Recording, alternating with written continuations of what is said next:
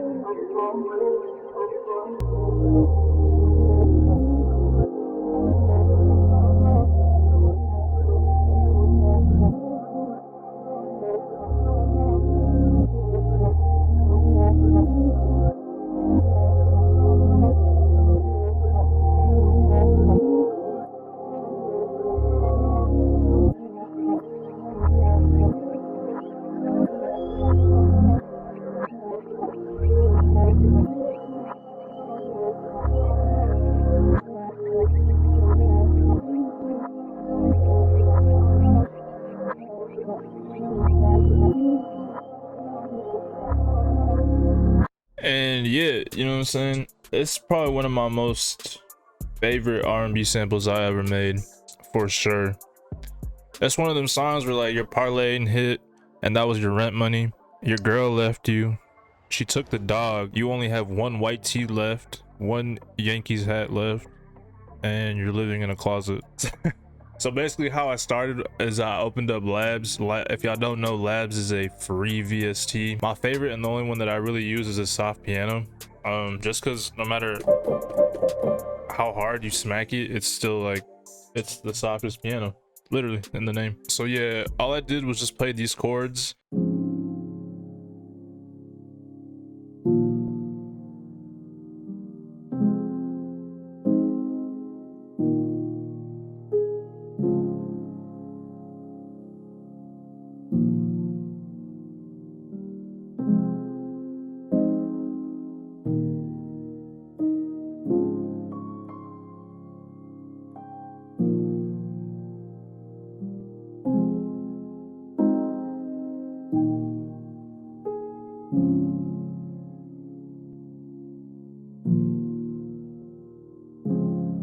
Oh shit.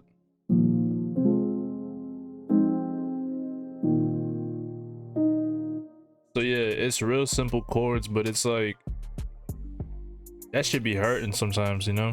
So basically how I made this progression was I didn't start initially on the root note. I had did this in G sharp major, I believe.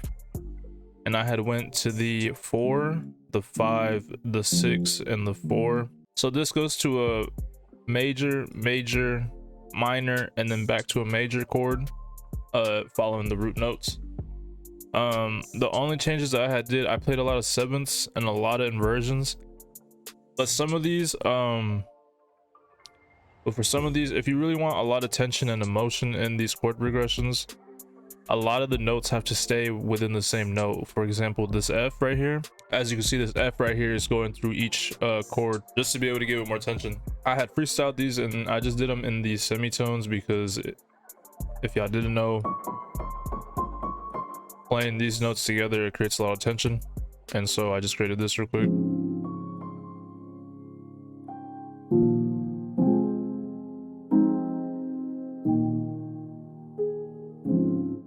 And yeah, that's really about it. It's real simple.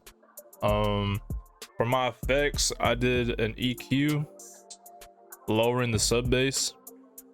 I had a vintage phaser on here, but I didn't really like the way it was sounding, so I took it off. I had a Valhalla vintage verb with the mix at 37%, a low cut at 530, and then a chorus June 6, like at about 39% mix, and I didn't touch any of it. I just have the default. Next after that, I went into Analog Lab and pulled out this Ginger Tea preset. All I did here was just copy and paste the chord progression, but since this is a pad, I had taken out any type of other note that would make it move more, because I wanted it to be an ambient pad. So this is what the pad sounds like.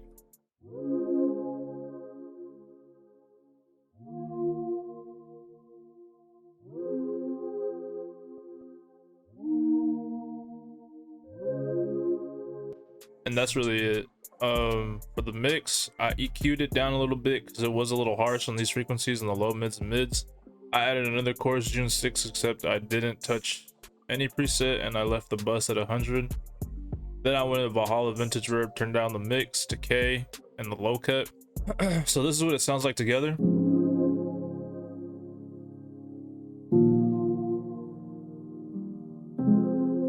So I knew I was getting somewhere with that, but what I did was go back into Analog Lab again, pulled out this creep preset. I believe it was just a synth key, and then I played this pattern. So yeah, it's the same note over and over again. It was more so like a texture, that's what I did it for, and I just lowered the mids. But Valhalla vintage verb, mix 19%, decay, and low cut. That's literally the only thing in Valhalla vintage verb you should be touching. After that, I went into Analog Lab again and pulled out this attraction preset. It's a pad again, but I think I messed with the attack on this because it was more so a pad, but I wanted it to sound like a key, I believe. And this is what it sounds like. And yeah, all I did was add an EQ, taking out a lot of the highs because it was kind of harsh like that, as you could hear. And then I took out a little bit of the mids, and then I went into reverb, mix 32, decay, didn't change it, low cut 380. After that, I went into Contact and decided I wanted to do like a guitar initially, like a bass guitar, except I wasn't really feeling the guitar. For some reason, y'all can't see my Contact, but all it is just the Rickenbacker. But it's on the dub bass preset because I didn't want to do the night session this time. I wanted to do it differently, and I didn't even know this preset existed. I just found it the other day, and this is what it sounds like by itself.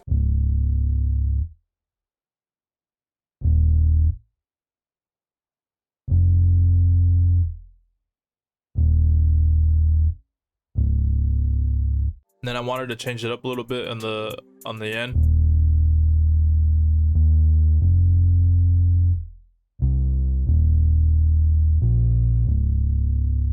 So yeah, after that, I knew I was done adding any layers, except all I wanted to do next was just add some vocals and just some textures here and there. So I had found this vocal. I'm gonna let y'all hear it.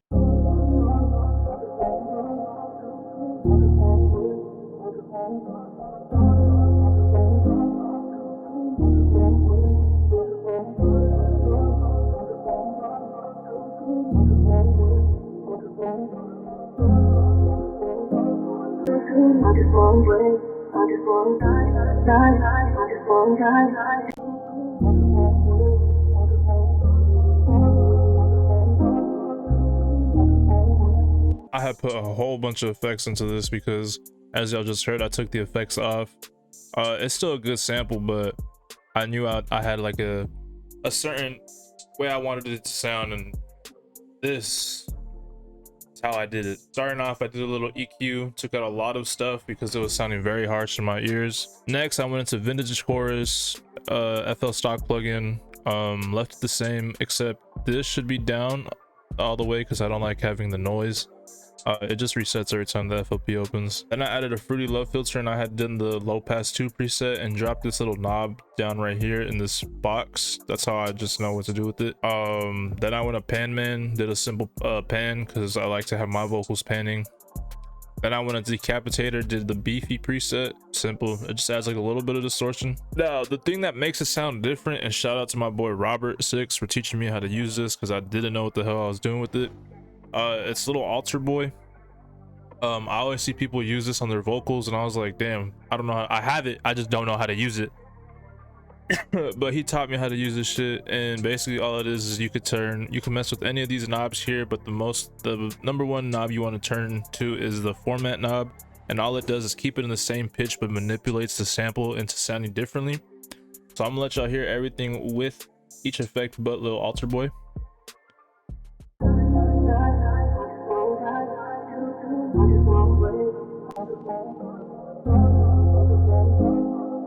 So as you can see, it like makes it darker, like deeper, but it's still in the same key, and that's why I like using it. And I could have gone the other way around too,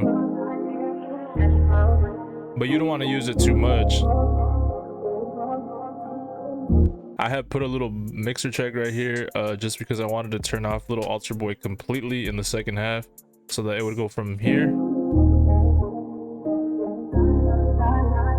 and so it's just regular pitch. Next, I went and found this vocal chop, and this is what it sounds like.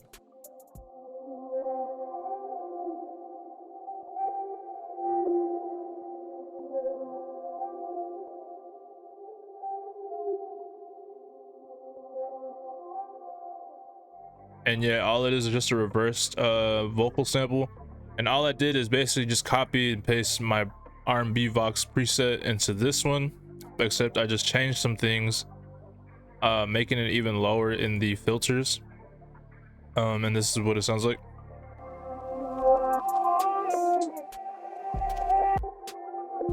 Then I went back, found another vocal, and just copy and pasted the R&B Vox slow preset. I didn't touch anything with this, I just copy and pasted the preset. And then here's another one, and then I had reversed it again. All I did was just copy and paste this and pressed the, you can't see it on my screen, but you'll see a make unique option, and it'll make it into its own unique sample project. And all you want to do is just go here and reverse. This is my favorite part of the whole sample. I don't know where the hell I found this, I just had it in a folder, but I had went in, it's like a little piano-ish lead sound. I use this so much, but I keep flipping it in different ways to where it's new to me. This is what it sounds like.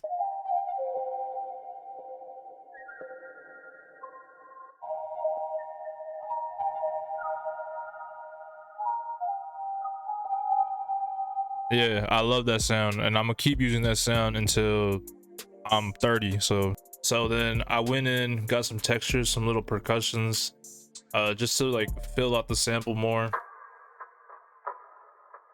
And I think all I didn't put anything on here. And then I had found this texture, this bird's chirping, shout out Xave. And then all I did was just turn it down in the pitch, because I liked it to sound darker than it was. And this is what it sounds like. All that said and done, fully stemmed it out. I was like, this shit sound hard as fuck. But I was like, wait, I know there's something else I could do. So basically what I did was grab the whole sample, exported it, took the whole chunk of the sample, reversed it. That was really it. You know what I'm saying? I'm making it sound more complex than it is. But all I did was just reverse the whole sample.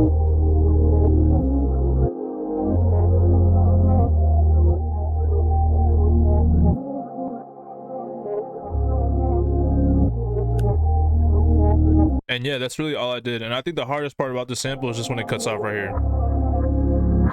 I think that's hard as hell. And yeah, after that, I was done. Like I always say, grab your stems and just export them 2 bars each. If you have anything that has a tail at the end, just make sure you turn it off. And yeah, that's pretty much it. That's how I make my samples. This, I feel like, is my new sound. It's like an R&B vibe, but it's like, I don't even like to call it R&B. I like to just call it my sound, because it's my sound. Even though this sound has probably been done numerous times, I don't care. It's my sound. With that being said, that's gonna be the end of this video. I hope y'all did enjoy. If y'all new, make sure you hit that like button. Let's try to hit 20 likes this video. Like I said, I got 3 more videos coming out. I gotta record them all today. And with that being said, I appreciate y'all.